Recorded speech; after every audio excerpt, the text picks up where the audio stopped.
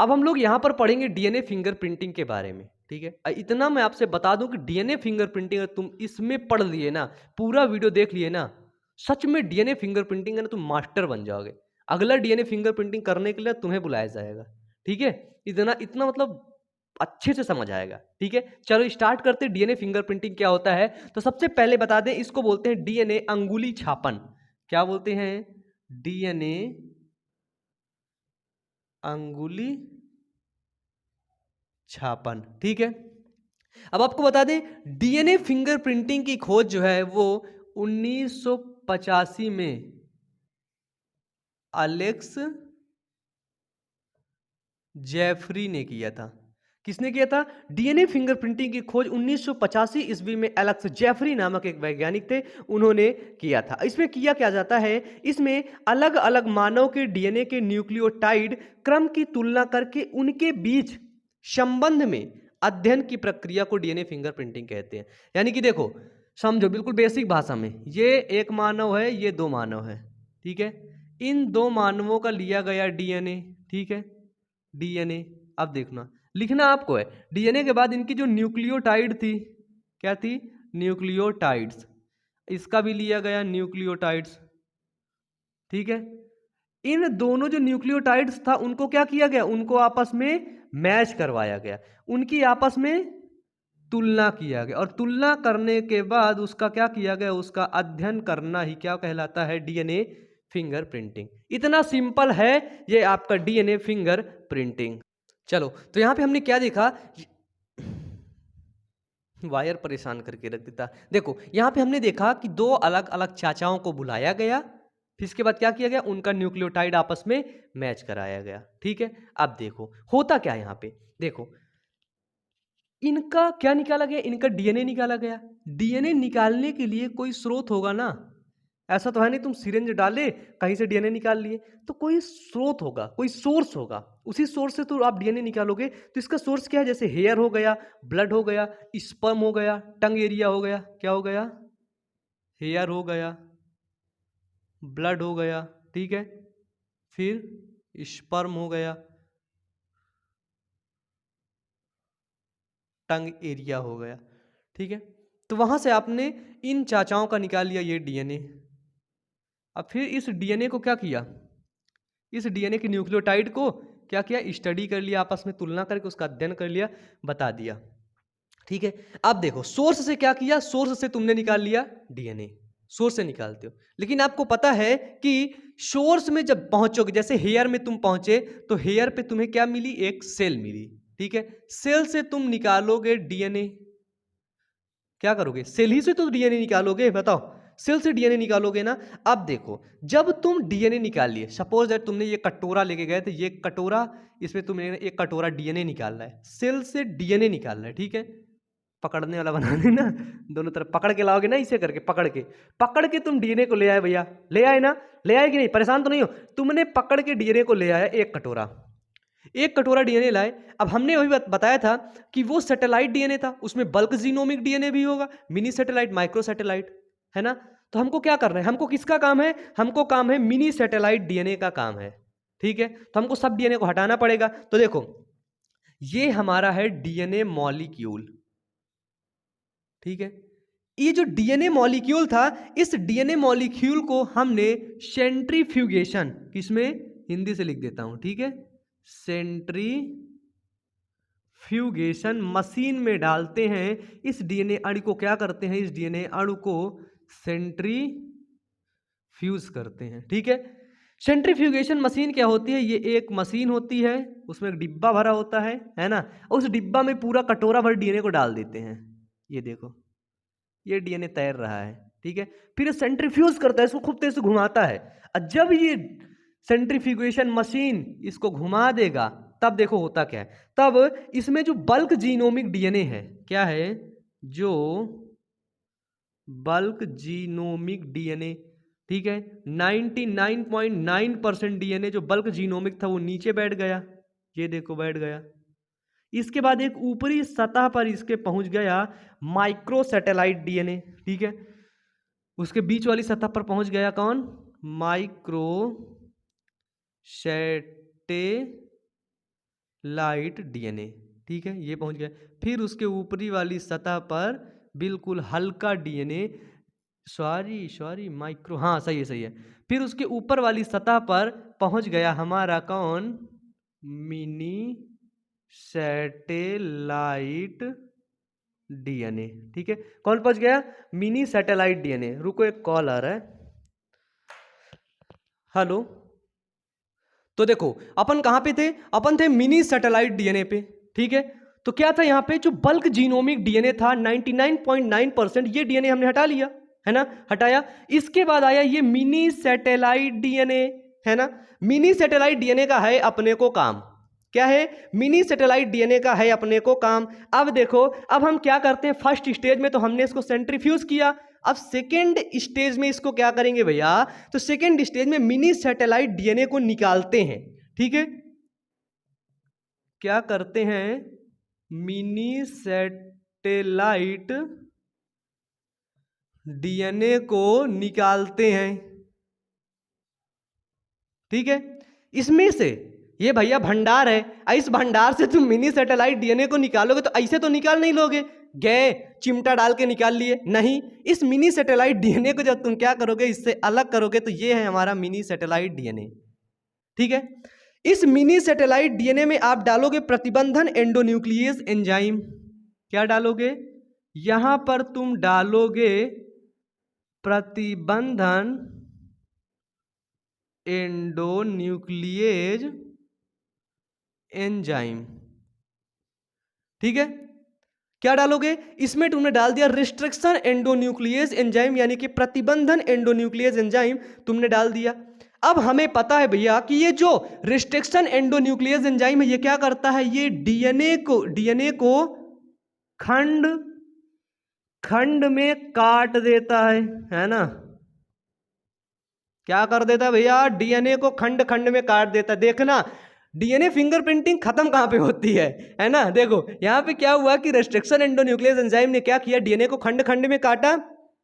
इसके बाद तीसरे में आते हैं, तीसरे प्रोसेस में आते हैं, उसमें इसको एक मशीन में रखते हैं, ठीक है। उसको बोलते हैं इलेक्ट्रोफोरेसिस करते हैं, ठीक है। इन खंडों को क्या करते हैं, जेल इलेक्ट्रोफोरेसिस में रख देते हैं। जेल इलेक्ट्रोफोरेसिस में देखो डीएनए खंड हमको कटे हुए मिले, ये देखो, है ना, ये देखो जेल इलेक्ट्रोफोरेसिस, है ना। ये हमको डीएनए खंड कैसे कटे मिले, ये मिले हमको जब हमने प्रतिबंधन एंडोन्यूक्लियेज एंजाइम डाल दिया भैया, है ना, डाला, हमको ये खंड मिल गए। अब इन खंडों को क्या किया, जेल इलेक्ट्रोफोरेसिस में डाल दिया। जेल इलेक्ट्रोफोरेसिस में एक तरफ होता है निगेटिव चार्ज, है ना, और दूसरी तरफ होता है पॉजिटिव चार्ज। लगता है इंक डाल लें अब, है ना, बिना इंक डालने काम चलने वाला नहीं है मेरे को लग रहा है ना। देखो यहां पे क्या है, पहली तरफ है पॉजिटिव निगेटिव चार्ज, दूसरी तरफ है पॉजिटिव चार्ज, इंक पड़ गई। अब क्या होता है, जेल इलेक्ट्रोफोरेसिस में एक जेल भरा होता है जिसको बोलते हैं एगरोज जेल, ठीक है।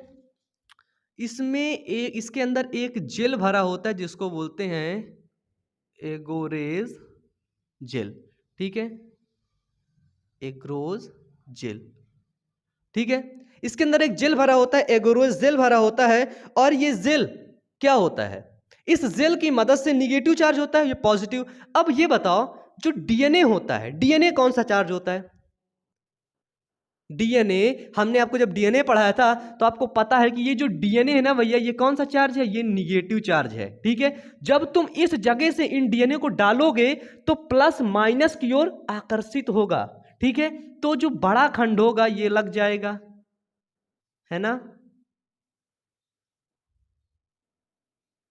बड़े खंड क्या होंगे, बड़े खंड ये आपस में लग जाएंगे,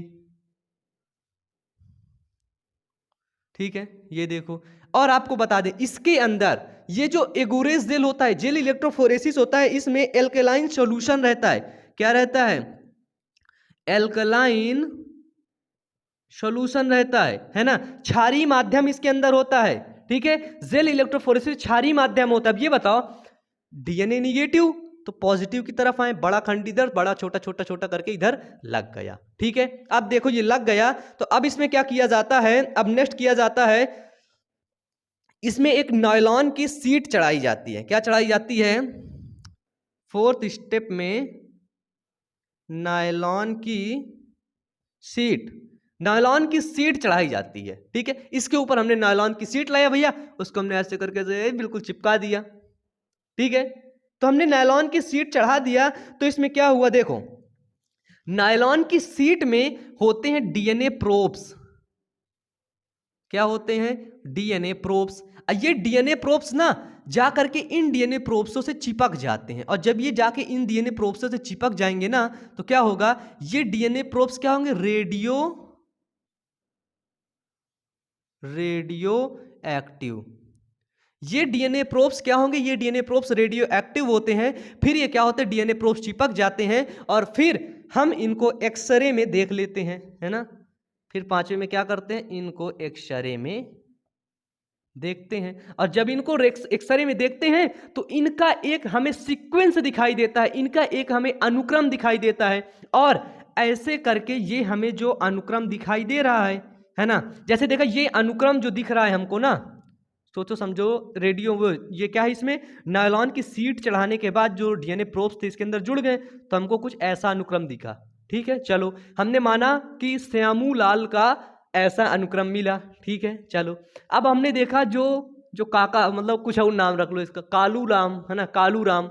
तो कालू राम का जो अनुक्रम था ना, वो भी निकाले तुम ऐसे मिनी सैटेलाइट करके, पूरा प्रोसेस करके। ठीक है, ये निकाल लिए, ये है कालू राम का अनुक्रम और ये है श्यामूलाल का। ठीक है, अब इन दोनों को आपस में मैच कराओगे, अगर ये मैच कर गए तो आप समझ जाओगे कि अच्छा ये डीएनए इसका सेम है, मतलब ये इसका डीएनए है, ये वहां पर गया था, वहां पर था, या इसने ऐसा कुछ किया है। यानी कि अगर इसका दोनों का डीएनए सेम आ रहा है, मैच खा रहा है, समझ जाओ कि ये इसका बच्चा है। ठीक है, ये होता है, प्रोसेस बड़ी है। ठीक है, प्रोसेस बड़ी है, मानता हूं प्रोसेस बड़ी है। ये हुआ डीएनए फिंगरप्रिंटिंग, खत्म। देख लो एक बार, खत्म ना, खत्म डीएनए फिंगरप्रिंटिंग, खत्म यहीं से। अब देखो हम बता दें आपको कि हमारा जो सेकंड चैनल है, उस चैनल का नाम है बायो अमन मोटिवेशन। तो आप लोग उस चैनल पर जाकर के ना मोटिवेशनल वीडियोस को जरूर से जरूर देख लेना।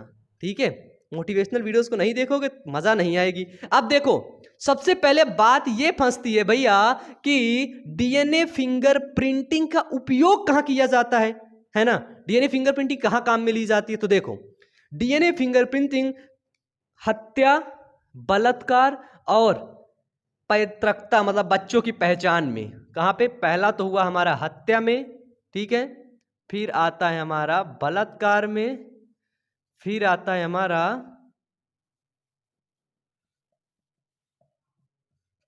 हमारा माता पिता की पहचान करने के लिए किया जाता है। ठीक है, जैसे देखे होंगे सीआईडी वीआईडी देखे होंगे ना, तो उसमें जब क्राइम हो जाता है, हत्या हो जाता है, तो वहां पे एक फॉरेंसिक टीम पहुंचती है ना। फॉरेंसिक टीम क्या करती है, वहां पे हर जगह के एरिया को लेती है, वहां पे झरियाती है ना, ऐसा कुछ करके झाड़ू लगाती, छोटा छोटा करके उसको भर लाती है, फिर उसको डीएनए से उसको खोज किया जाता है, डीएनए से खोज करके निकाला जाता है, अच्छा शायद ये गया हो, इसका डीएनए ला करके मैच कराओ। अगर कहीं पर बलात्कार हुआ, रेप केसेस हुआ, किसी पर शक जताया जा रहा है कि अच्छा 3-4 लोग थे, चलो सबका डीएनए टेस्ट करवा लो, पता चल जाएगा, है ना। इसके बाद माता पिता की पहचान, कोई माता कह रही है मेरा बच्चा नहीं, कोई पिता बोल दिया ये मेरा बच्चा ही नहीं है ना, ये किसी दूसरे का बच्चा है, चल भैया कोई बात नहीं, डीएनए फिंगरप्रिंटिंग करवाते हैं, सब पता चल जाएगा। तो उस तरह में किया जाता है डीएनए फिंगरप्रिंटिंग की पहचान। अब देखो इसमें लिख लीजिए आपकी डीएनए फिंगरप्रिंटिंग के उपयोग, फिर लिख लो हत्या, बलात्कार, पैतृकता, है ना, या माता पिता की पहचान के लिए। नंबर 1 लिखो कि इसके द्वारा अपराधियों, दोषी व्यक्तियों एवं दुर्घटनाओं में मरने वाले की पहचान की जाती है ना। दुर्घटनाओं में जब मरने के बाद शव मिला ना, तो उस शव की पहचान करने के लिए डीएनए फिंगरप्रिंटिंग का उपयोग किया जाता है। सेकंड देखो, इसके द्वारा माता पिता और बच्चे की पहचान की जाती है। ठीक है, माता पिता या बच्चे, उसकी पहचान की जाएगी। फिर खोए हुए बच्चे को माता पिता की पहचान करने के लिए डीएनए फिंगरप्रिंटिंग का उपयोग किया जाता है। कोई बच्चा खो गया है, अब कोई दूसरा कोई बोल रहा है मेरा बच्चा है, तो भैया रुक जा, डीएनए फिंगरप्रिंटिंग करवा दे, मैच कर गया तो ले जा अपना बच्चा। इसके बाद आता है कि अस्पताल में चोरी हुए शिशु को उसके माता पिता तक पहुंचाया जाता है। भैया जो अस्पताल में चोरी हो जाते हैं शिशु, तो उनको उनके माता पिता तक पहुंचाने के लिए क्या किया जाता है? डीएनए फिंगरप्रिंटिंग का ही उपयोग किया जाता है ना। डीएनए फिंगरप्रिंटिंग की मदद से ही उनको उनका बच्चा वापस लौटाया जाता है।